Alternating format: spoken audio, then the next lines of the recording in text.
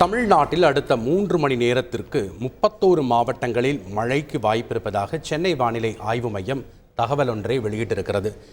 கூடுதல் விவரங்களை வழங்க இணைகிறார் செய்தியாளர் தாயுமானவன். வணக்கம் தாயுமானவன். சென்னை வானிலை ஆய்வு மையம் வெளியிட்டிருக்கக்கூடிய அறிவிப்பில் என்னென்ன விஷயங்கள் குறிப்பிடப்பட்டிருக்கு, எந்தெந்த பகுதிகளில் எந்தெந்த மாவட்டங்களில் மிக கனமழையை எதிர்பார்க்கலாம், முழு விவரங்கள்? தமிழகத்தை பொறுத்த மட்டும் அடுத்த 5 தினங்களுக்கு பரவலாக பல்வேறு மாவட்டங்களுக்கு கன முதல் மிக கனமழை எச்சரிக்கை என்பது விடுக்கப்பட்டிருக்கிறது.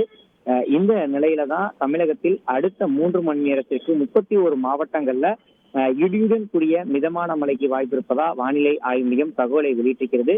அதன்படி திருவள்ளூர், காஞ்சிபுரம், வேலூர், திருப்பத்தூர், தர்மபுரி, சேலம், நாமக்கல், பெரம்பலூர், அரியலூர், புதுக்கோட்டை, திருச்சி, தஞ்சாவூர், திருவாரூர், நாகப்பட்டினம், மயிலாடுதுறை, கடலூர், விழுப்புரம், சிவகங்கை, ராமநாதபுரம், திண்டுக்கல், மதுரை, நீலகிரி, கோவை, ஈரோடு, திருப்பூர், தேனி, மதுரை, விருதுநகர், தென்காசி, திருநெல்வேலி மற்றும் கன்னியாகுமரி ஆகிய மாவட்டங்கள் மற்றும் புதுவை, காரைக்கால் பகுதிகளில் அடுத்த 3 மணி நேரத்திற்கு, அதாவது மாலை 4 மணி வரை பரவலாக பல்வேறு பகுதிகளில் இடியுடன் கூடிய மிதமான மழை பெய்ய வாய்ப்பிருப்பதா வானிலை ஆய்வு மையம் தகவலை வெளியிட்டிருக்கிறது.